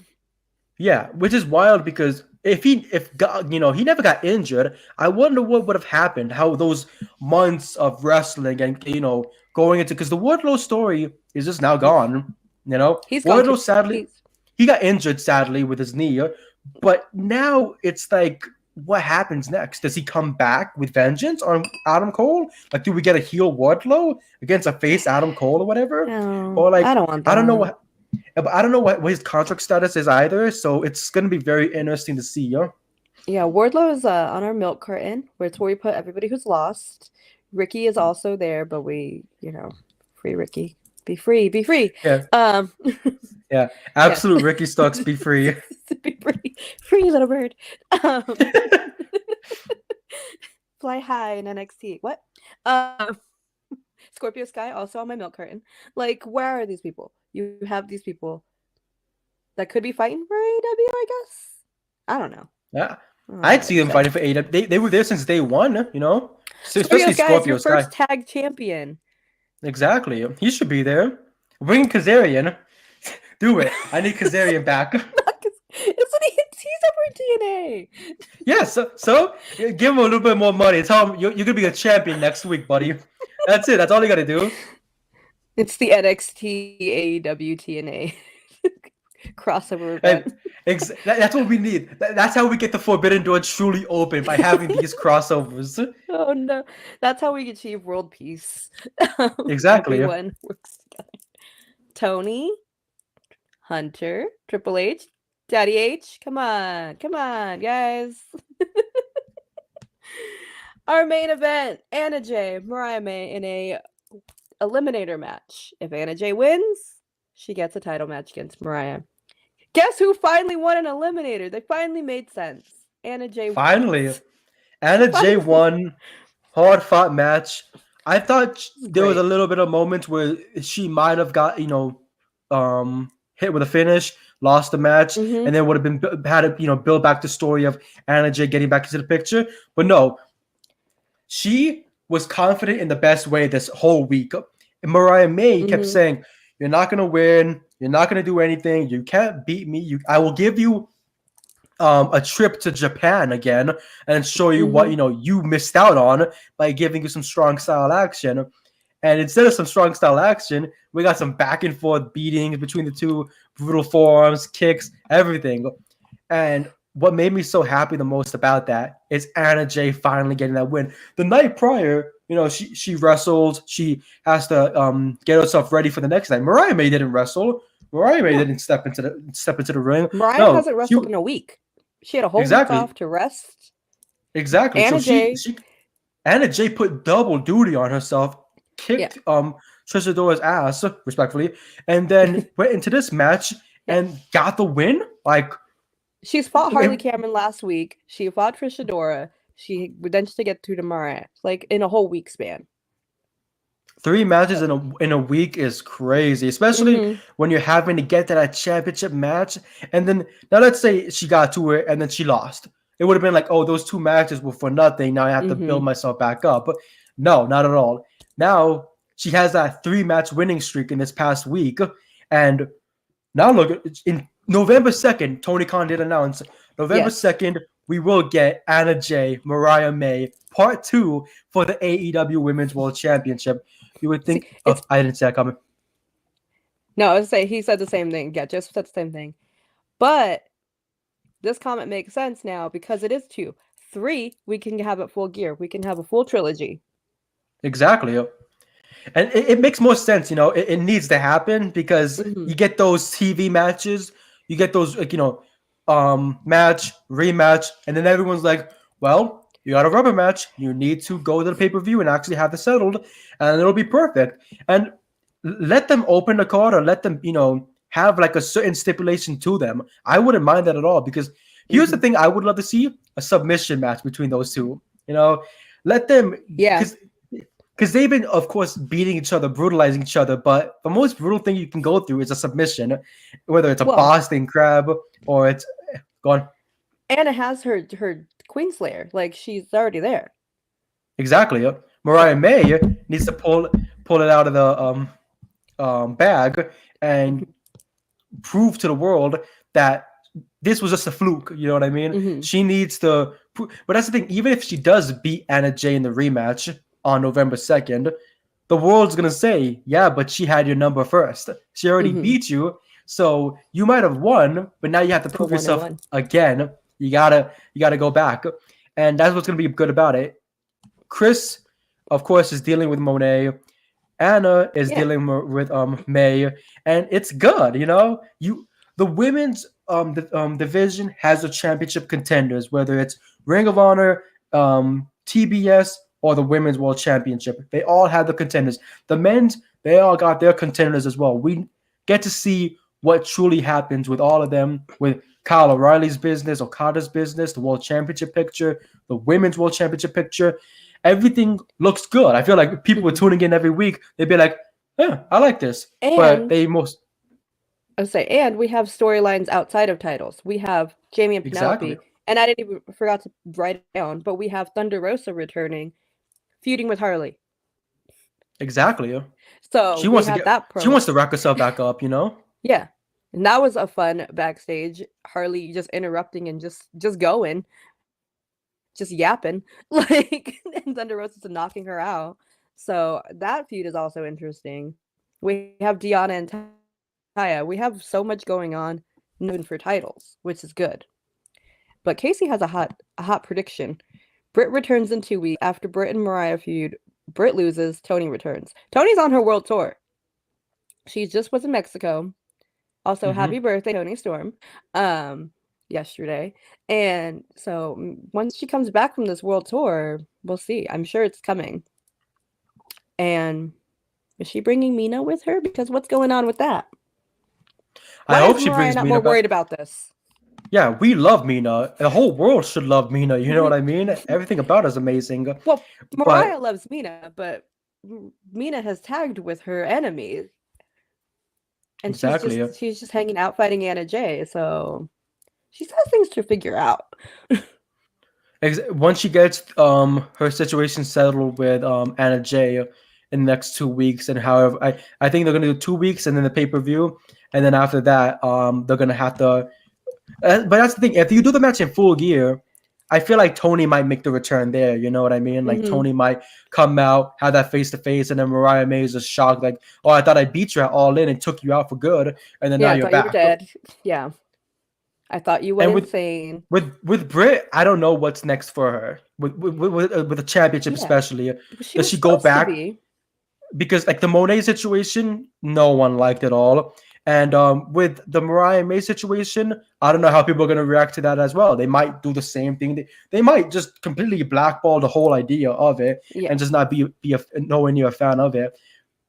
But at the end of the day, I feel like what AEW is doing right now, the programs, the stories, non-title and championship feuds, it's perfect to me. I'm tuning in every week and I'm getting even more excited just thinking about what happens at Full Gear, because Full Gear is always the culmination of a lot of things.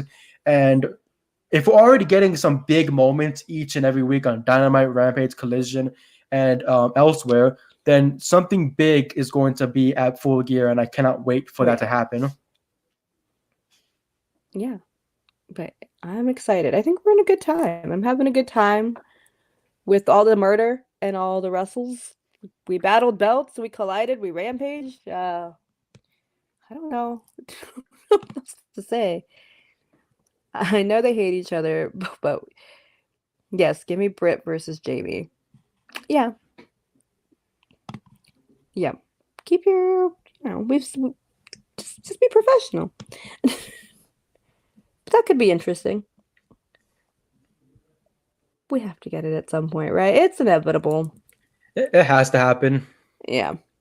After Penelope and but Britt was doing stuff with Queen Amanada and Serena. I don't know. It feels like a clusterfuck. Yeah, that her situation. I'm like, and then she got sick. She was gonna be in I don't know.